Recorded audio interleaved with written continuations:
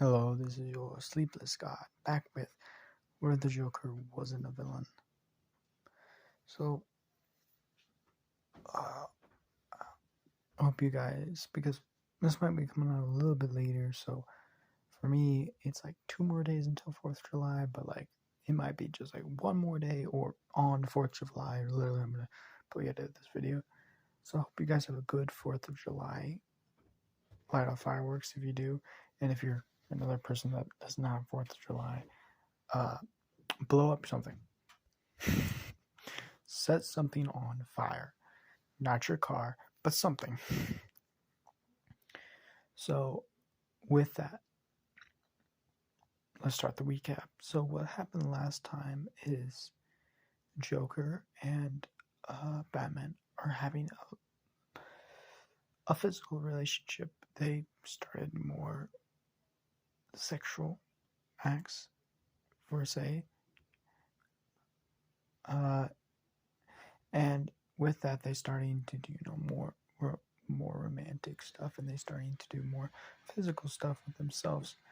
With that, though, they are starting to basically get to the point where they want kids. But Batman and the Joker realizing that they can't, because the acid that burned made the Joker face skinny and her face smile, and made her entire basic pain structure gone, like she can't feel pain. Also burned all of her eggs. She cannot get pregnant anymore. So they had to grow. They had to figure this out. And a couple months later, they actually adopted a orphan boy who was a strapeze, who now became Robin, Dick Grayson. Now, Dick Grayson has the same backstory as we also talked about, but now their relationship started to grow. With a kid in the house. And with that, though, it's been like 5 years. And it's been the Joker's favorite and worst 5 years of her life. But she forgot about her family for a little bit, because it's been, like missions, sleepless nights, working on new things. So she forgot about her family, and her family thought she was dead. Like, they mourned. They didn't 100% know, but because of Gotham's mortality rate and some newspapers that they found that they were sent from Gotham, they thought that she was dead, and then they couldn't find the body. And then after they saw her face on a newspaper with Bruce Wayne, all 6 boys came out and knocked on Bruce Wayne's door. And when they saw a 6-year-old, actually 8-year-old child, roughly, answer it and say, "Oh yeah," and call mom, who was, we nicknamed her JoJo because her middle and last name has a Joe in it, like a J. So they nicknamed her JoJo. With that, they all walk in, and some of them are standing and some of them are sitting because they're working with some of them are lawyers who are working with business suits, and some of them are like workers who work in the refinery, or people that work in construction. So they're more money, so they kind of lean up on the walls a little bit, not really wanting to ruin these fancy furniture, and a little bit too high class for them. So with that, Jojo walked up, talked to his brothers for a little bit, being like, "Hey, yeah, I'm not dead. I was having a rush life and how I was working." That's when Bruce Wayne came in and saw everyone here and said, "Oh shit." Okay, and that's where we ended off. So let's start the video. So, every man, see, because Bruce wears a little bit bigger tux around his body. So his tux is a little bit more, it's not form fitting. And why does he do that? is very important. He's incredible musculature. Like he has a great figure. But it'd be weird for a rich billionaire financialist to have such a ripped body. And no woman in the world's ever seen his body, except, the Joker. Like, naked, I should say. Like, in multiple angles. She doesn't have a medical degree, but JoJo does patch up him with Alfred. And Alfred, they obviously sleep in the same bed, blah, blah, blah. I don't need to teach you the birds and the bees. You already know all that shit. If you don't, you shouldn't be watching this. But they obviously do the act, blah, blah, blah. So, obviously, like, Joker knows Bruce's body. So when he walks in, every man in the room, he looks smaller. He's supposed to look smaller. With that though, like, everyone's like trying to size him up a little bit. Batman's still it might be Bruce Wayne, but he's still the Batman. So he's like, "Oh, hello, how you doing?" As like he's starting to shake everyone's hands, like, "Hello, I see that you are let in." As you see Alfred walk in the front door with bags of groceries and all that stuff. As Bruce looks over to Dick, and he does a little bit of head movement, just saying like, "Hey, help him out." As Dick, was watching this entire, with a smile on his face, like having as he's he sighs, and he just runs off and starts helping Alfred with the groceries. As all the men say, "We have a couple questions, a couple of things we want to talk about." As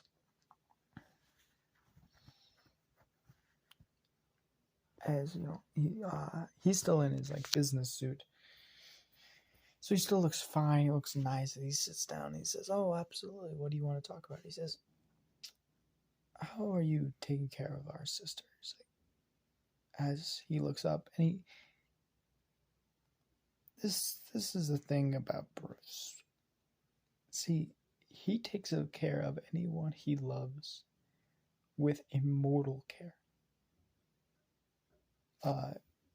He takes care of people that he loves in any way with so much dignity and care to himself that he is almost bald. Like, he's absolutely, his eyes almost go red with that. It's like, he says, "Oh, do you think I'm not taking care of it? Are you stating that I'm absolutely a horrible person and not taking care of the people that I love?" As the brothers are when Bruce flips on a dime, when he goes into he was nice, friendly, cordial, even very cordial, very nice, very friendly. Even the people who had mud on their shoes, he was fine with it. He was fine with it. But instantaneously, when they started not disallowing, but stating that he's not taking care of one of his loved ones, it got to his head to that point. It was he's like, wait, back it up. Are you stating you don't believe me, Bruce Wayne, rich billionaire, would take care of people? And that also goes on to the point where you don't think I would take care of the people that I love? As that's when the six men were like, "Oh, whoa. He has some backbone. He has some backbone. He has some dicks and balls to him." So they back it up, and they're like, "No, we're not stating that, Bruce Wayne, Mr. Wayne." He says, "Oh, just call me Bruce." You just want to know. It says, as he kind of backs up, and he realizes that they've been gone. She hasn't been here for years. They haven't talked in years, mostly because she's kind of scared of what what their sisters and brothers are gonna think about her if she goes back, because of how much she changed. Like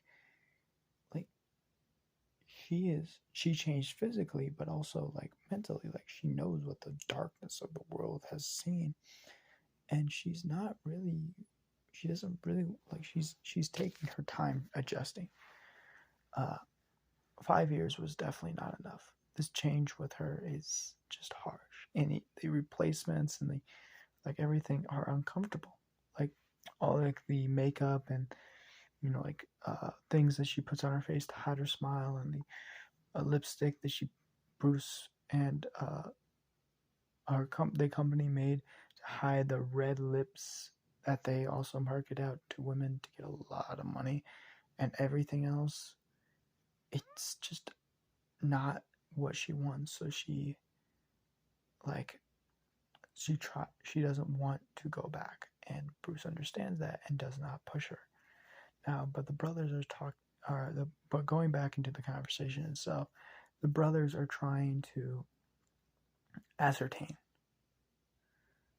That's a good word. Ascertain the situation, just trying to figure out what happened.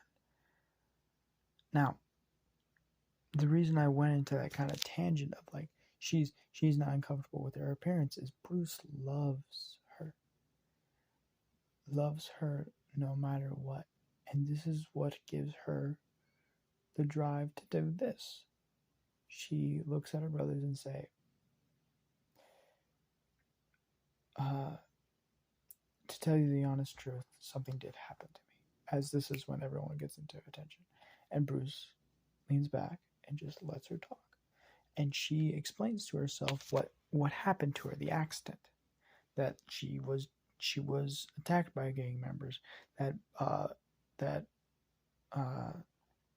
what happened was that when she was attacked, she was done into acid, and the only one that helped her was Bruce. Not stating that he is Batman, but it's stating that he helped her out and figured out anything, taking out her replacement parts, wiping off the makeup and showing her incredible white face and the incredible smile on her face. She's like, this is what happened to me because of that accident. Because of the the things that I did, because of my face and everything like that, it's permanently like this. As the brothers look at her and just say, we don't care. As she's like pulled back, she's like, reality hit again, that these are her brothers. She never cared about her appearance. That's why she never wear makeup before. Like she never wear pencil neck. Throughout her college career, she wore band t-shirts and jeans and boots. All the things that she did was she never wear like pencil neck like skirts and like a nice jacket before this. Alfred and the company started introducing to her, but she's more comfortable in just some jeans and a fucking t-shirt, and Bruce loves that. Because he knows way too many models and way too many girls who are just not themselves. And Bruce loves that the Joker, Jojo, is just herself, just canonically herself. Now, this is when the brothers are like, but you have to come back. We have to talk to mom about it, blah, blah, blah. And this is when Bruce is like, go back. Because Bruce has this part of his body, part of his brain, part of his mindset that he's like because of his family dying, because of his loved ones getting snatched away, he doesn't like his loved ones in a far distance. He doesn't like his loved ones not close by, not grabbing distance. In his mind, if they're not in grabbing distance, he cannot save them. So when he said, oh yeah, obviously we can go back, I can even come along, because he is so not willing to let Jojo go back to her house by herself. he is willing to leave Gotham for how long it takes to keep her safe. And Jojo knows it. Jojo absolutely knows it. Knows this side of him. Knows that he will. So what she does, he says, "Oh, absolutely not." She fucking throws the hammer down at the table and says, "Pick it up, bitch." I'm sorry. I'm sorry. It's basic truth. She just says, "You are not going anywhere. You're going to work on your company." When she means the company, she means being Batman. You're going to help the people, meaning helping the people in her. What a brother see is like, oh, he's going to make more things helpful. No, you're going to help the people by being Batman. And you're going to be that person, okay? And the brother's, he's like, okay. Because he's not going to pick up that fucking hammer right now. As, like, the brothers are like, not to push it. He's like, I need to go back. As like, she's like, I've been gone for 5 years. And Bruce realizes how long it's been since she left. Like she went here for 2 years, and then they had friends for almost a year and a half. And they started dating for almost 2 years now. They've been dating for almost 2.5 years now, roughly. So it's been a while since he was alone with just Alfred and Dick. So it's gonna be kind of weird for them. Like, how are they gonna survive? How Alfred's gonna survive? Alfred's been fucking loving her. Alfred, Alfred's already lived all the groceries, but he knows this is gonna be good for her. So what happens is all 6 brothers leave and they go back home, as Bruce and Joker have a conversation about it, and obviously Bruce already knows that she's gonna do it. I can't control her. I'm not gonna force her and lock her down in one place like a jail cell. That's not my place.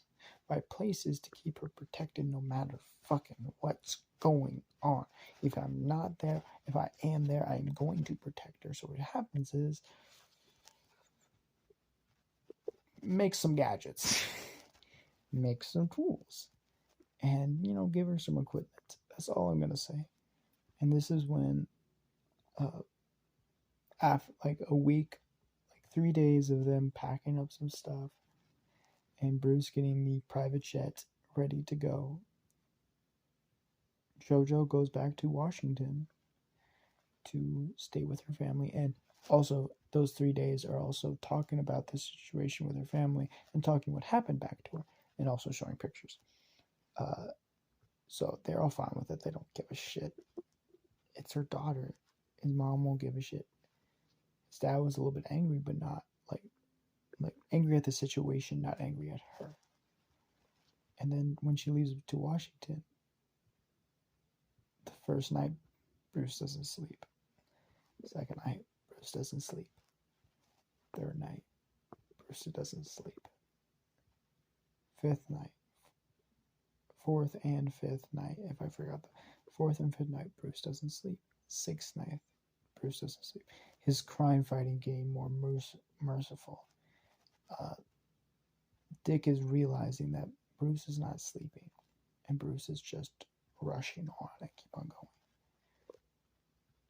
Bruce, for the 6th night, is not sleeping.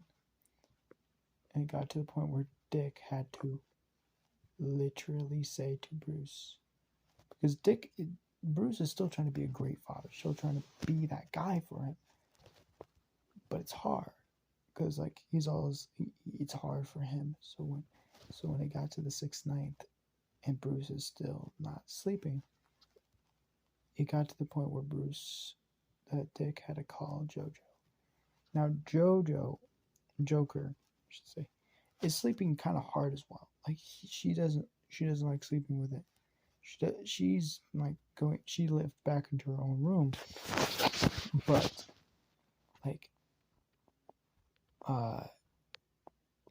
she sleeps 3-4 hours a night maybe, and then she has nightmares back of the situation. Bruce was there to keep her company. Bruce was there to keep her like stable. So it's hard for her too, but she's still getting some sleep. So it's trying to get some sleep. And then she gets a call from Dick at 4 o'clock in the morning. Now she was already awake. So she answered the phone. She's like, "Yeah, Dick, hi, what went on?" It's like, "I know you wanted to go for a week, but I think we need you back." It's like, "Oh, what's going on?" Because she might think like, "Oh, crime, like it's a little bit going up." It's like, crime is fine. Crime is staying the same. Crime is actually lowering more and more as it's not sleeping, because Bruce is crime fighting the entire day and the entire night without sleeping, without doing anything. He's literally drinking so much fucking coffee that his literal heart, if he drinking 5-hour energy drinks and coffee mixed together. Don't do it, it's bad. But like, he's pushing his body because when JoJo comes back, he doesn't want like her to go back to work. She wants her to take a couple of days off. So it's like, it's this interference between like trying to make her proud, but also can't sleep in his own bed because it doesn't feel natural to him. He's a insomniac like I am. Why do you think this name got? Why do you think I named my channel Sleepless God? Is it because blah blah blah? No, because I'm an insomniac. It's rough sleeping sometimes, but I get through it. And she's like, "How many days has it been? Like, how many days has he like how many hours?" He says he hasn't slept. It's like, since when? Since you left. That's been 6 days. He said, yes, it has. He says, he hasn't slept in 6 days. He says, nope, he hasn't slept in 6 days. Why the fuck are you just calling me now? He says, Alfred, Dick, don't tell Bruce I'm coming back. I'm getting on the private jet, or I'm coming back early. I'll see you guys tomorrow. If he hasn't slept yet, I give you full permission to knock that motherfucker out. As like he clicks the phone, as she just grabs all her shit and just says, "Mom," is like, his mom is like 5 o'clock. They're already getting up. He's like, "Yeah." She's like, "Oh yeah, honey, how you doing?" As they hug, and he's like, "Oh, I'm so sorry, but I'm gonna have to leave a little bit early." He says, "Oh, what happened? Just a little problem we have in Gotham. Just a client I have, a mental client, an insomniac." He says, "It's like, oh, is it bad? No, nothing. Just hasn't slept in a little bit, and I need to get back. Okay, is it fine? I'm gonna leave a little bit early." As she's like, "Oh yeah, no, go ahead. Your career is great." So, she's like, "Okay." She already had all her shit packed. She grabs all of her bags, hop on the private jet, and flies back to Gotham. As this is where we're going to end this off. I hope you guys liked the video. I'll see you guys next time. Happy 4th of July. Have a great rest of your summer, or the great rest of your life. Hopefully you don't just end at the summer. Just die instantaneous. But I'll see you guys later. Goodbye.